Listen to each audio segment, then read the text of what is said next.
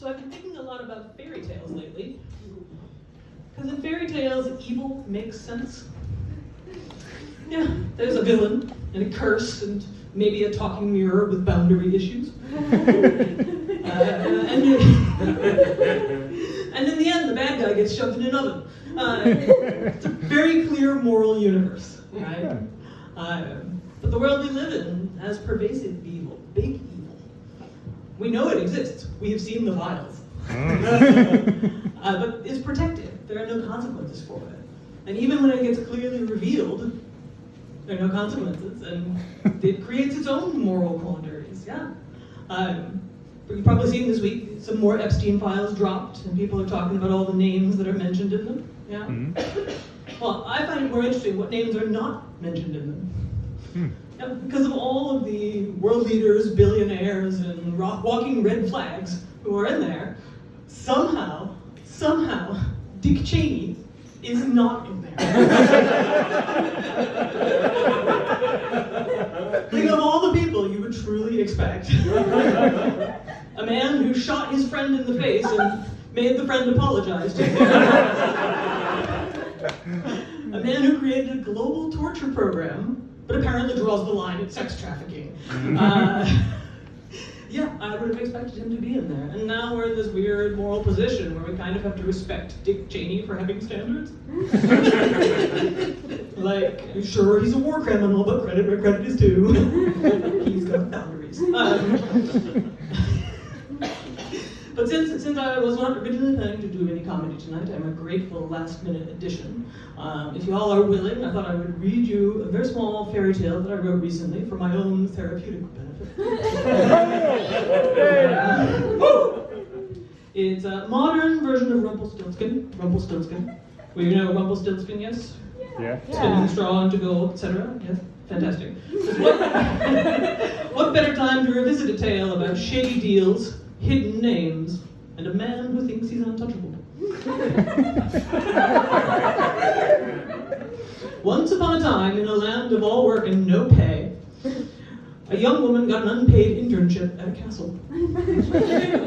The ad read, "Artisan in resident. We're looking for a self-starter to alchemize raw materials into scalable assets. Must thrive in high-pressure dungeons and be able to collaborate cross-functionally with floor-dwelling consultants." The young woman thought she'd be fetching coffee and collecting trauma for her portfolio. But on her first day, the king looked her dead in the eye and said, "Spin this pile of straw into gold for exposure. Or die, ideally both." And she said yes, because even fairy tale characters don't get a happily ever after without a LinkedIn profile and at least 2 side hustles.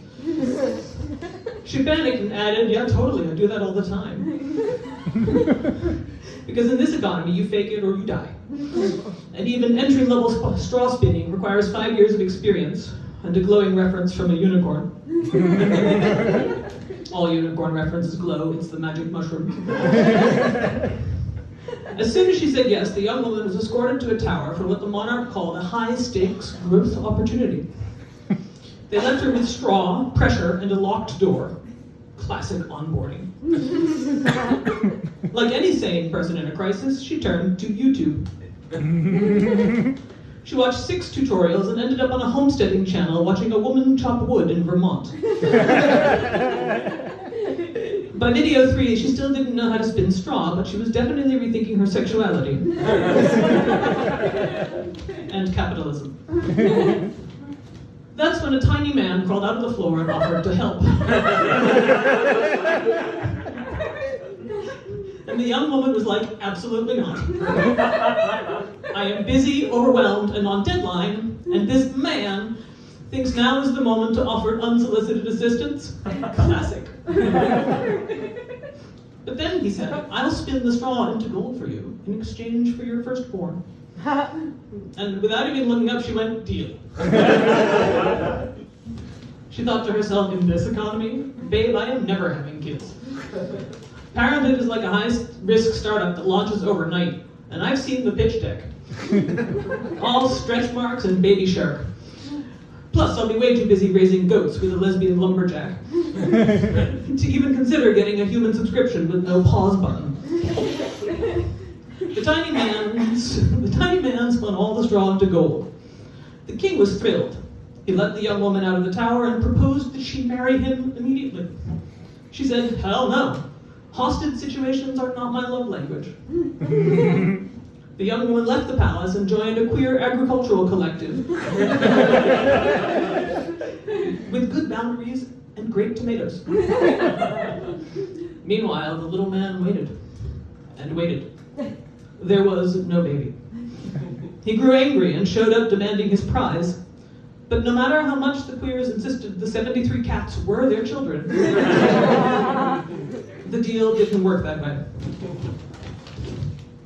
Now, the little man hosts a podcast called Grim Realities,